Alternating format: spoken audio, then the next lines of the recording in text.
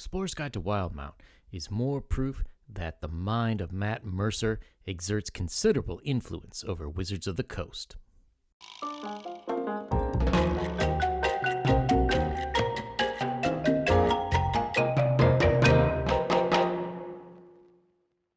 Hey everyone, Yan Zhao back again. Today, finally getting to a video about Explorer's Guide to Wildmount. Explorer's Guide to Wildemount covers the setting of Wildemount, which is the main area of focus for Matt Mercer's second run, or second season, of Critical Role. Now, yes, there are many more people who make up Critical Role, but this world is the brainchild of author and voice actor Matt Mercer. This is an interesting one because this is an official Dungeons and Dragons release. Now, I've got it here on D&D Beyond, but it is also released in hardback as well.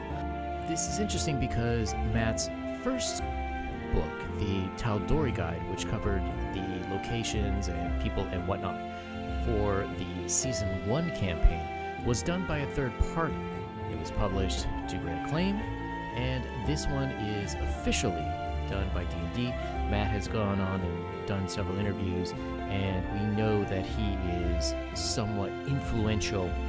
I don't know that we would say that he has direct influence on the way the game is designed or whatever, but they certainly do take his input, so much so that he is a character in the city of Waterdeep. This source guide, we are going to skip the different character builds. There are new subclasses: the Echo Knight, the Chronergy Magic, and the Graviturgy Magic wizards. So there's a previous video I did on that. Go check that out if you want to learn more. This book is quite well done, but it kind of feels unfinished. We have a lot of great stuff. We have the background of Wildmount, where we hear about the backstory of the whole world of Exandria is, about wars with the gods and primordials and the creation of dragons and this and that. And we get that here. We have calendaring systems, we have things about the moons, we have more and more about different gods and deities and the traveler and anything anyone could possibly want for background to start their own campaign in Wildmount. Hey, maybe you guys will even meet the Mighty Nine along the way. So from that, we go into the different factions and societies. These are the main ones that have been set out by Matt in the journeys. We have different such as the Dwelling Empire, the Clovis Concord, Library of the Cobalt Soul, Scars of Scale and Truth, and he also has some other ones that perhaps have not yet been seen, but maybe we will. Now, I have to admit, I am not up to date on Critical Role. It's been a little while since I've had a chance to watch, and dang, if you get behind, it is easy to get behind. In this guide, you do have a lot of very nice features. One of the ones that I like the most is Matt gives a level guide. And in this level guide, for the different areas of Wildmount, it will have different hooks, different adventures that you can have to add flavor to yours for different varying adventuring levels. So you could be the 1 to 5 category, 5 to 10, 10 to 15, and even into the higher levels, 16 to 20. Now, is this the best guide to run higher level campaigns? Maybe, kind of, I don't know. One thing that will perhaps add a lot to it is we have the Vestiges of Divergence. Now, these were created at the time of the quote-unquote calamity, which is a time where big fighting and basically the gods end up leaving the world because of it and preventing other gods from coming in and whatnot. These are the Vestiges of Divergence are magical items which will change with time. So for example, we have Danoth's Visor. So you can see normally in darkness, magical and non-magical, to a distance of 60 feet. You have advantage on intelligence and wisdom checks that rely on sight. But when it's awakened, you gain the following properties. You can see invisible things, you can speak a command word, use the goggles as X-ray vision, like those awesome things in old comic book ads. And you can also switch it to spyglass mode to magnifying things to twice their size.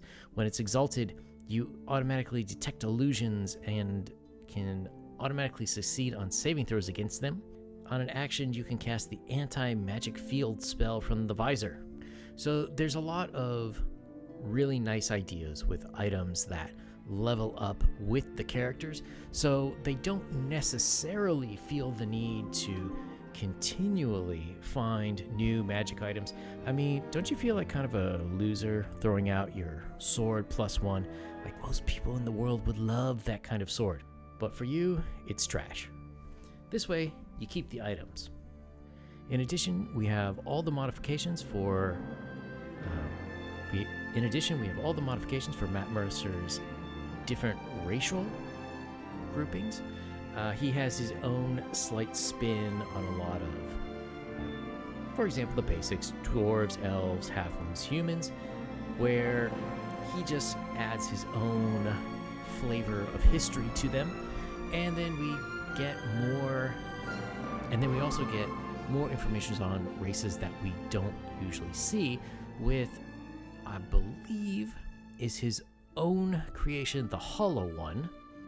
And Hollow Ones are kind of sort of undead. They're reborn after dying in Blightshore, suggesting that the spell-scarred nature of the land brought them back for an unknown purpose.